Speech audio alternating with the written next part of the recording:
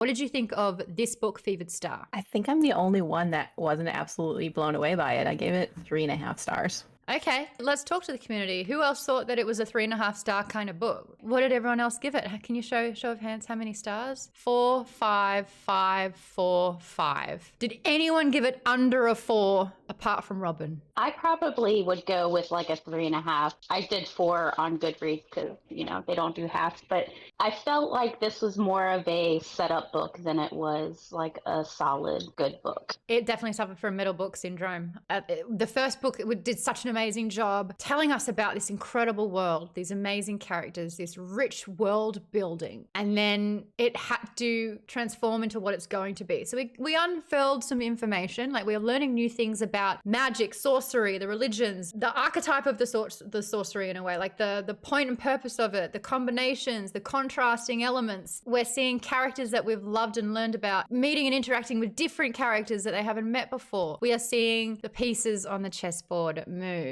But was this book enough, Robin? You say yes, but what were your main issues? I thought it got really slow towards the end. Like, I noticed around 80% mark, I just kept putting it down and walking away. Okay, interesting. I would have given it a 3.75 for that reason as well. There's still things I absolutely love about it. That first book was incredible. And I think that especially with Rebecca Roanhorse saying she wrote this in the heart of the pandemic, 2020 and 2021, and kind of like feeling the pressures, and life was tough to be able to do anything, let alone have a deadline. So I absolutely understand it. I will say though, if you look at every single character's arc, there is a slow patch and then there is an incredible cool thing that's happened. Did anyone else give it under a 4? Tass? It was just nothing compared to Black Sun. I don't even really remember. Pop quiz, who's Belem? Who's Lord Belem? That's funny you mentioned that because I made a comment on Fable about how I don't even remember anything that happened to him. Who is this how man? He got on the boat. How is he on the boat? It's interesting because it goes between so many different characters' point of view.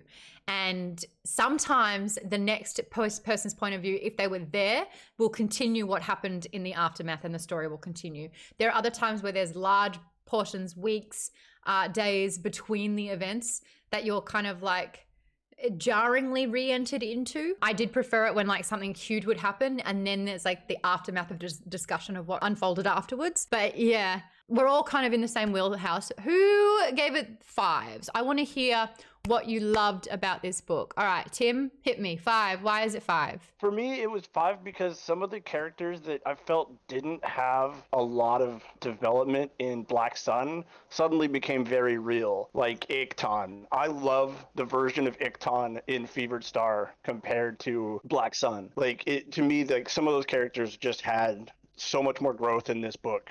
Well, you know the reason why. Iktan was in subterfuge most of that book and so had to be discreet, subtle. His actions and words sometimes didn't match. The big thing about this book with Iktan is that he's run out of fucks and he's got nothing to lose because he's technically lost everything. He's lost the one person that means anything to him, and that's Narumpa. He's convinced that she's dead and he's recognizing that he's now the Golden Eagle's weapon. Who else gave it a 5 stars? Tim's given his reasoning. Who else gave it 5? Of the same reasons KP Dubs gave, that it was like, I really liked the fleshing out of all these ancillary characters.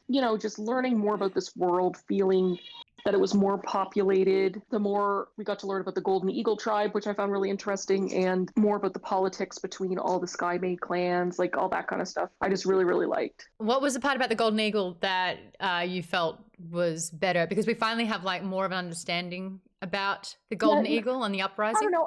I guess it's the same sort of thing in like, Game of Thrones, that kind of thing. Just, I liked the political machinations behind it all, that, Numa and Iktan had their plans, but then there was like plans within plans, even between, there's a whole thing with like the sisters and their dynamic. And so all that kind of stuff, I just really liked it all. I liked seeing some of the parallels with these relationships because you have Narumpa who's trying to reestablish the relationship with her brother, Denochi. She was quite powerful. He's powerful in his own right. fight as well. And they're like, do they work together? He's making promises that she doesn't even know if she can kind of adhere to. And then you see the same kind of relationship between Okoa and Essa. She's trying to lay down a heavy hand. She's trying to run the rigid ship. And he's kind of like, are you sure that's a good idea? I don't think that this, reborn god is our enemy. We need to treat him with respect.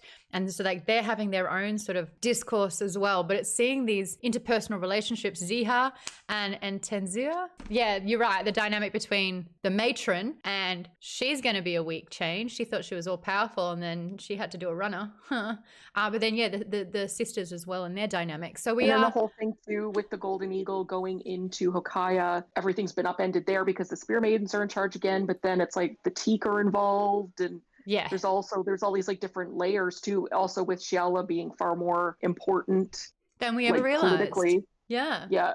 So I mean, I just found all that stuff really interesting.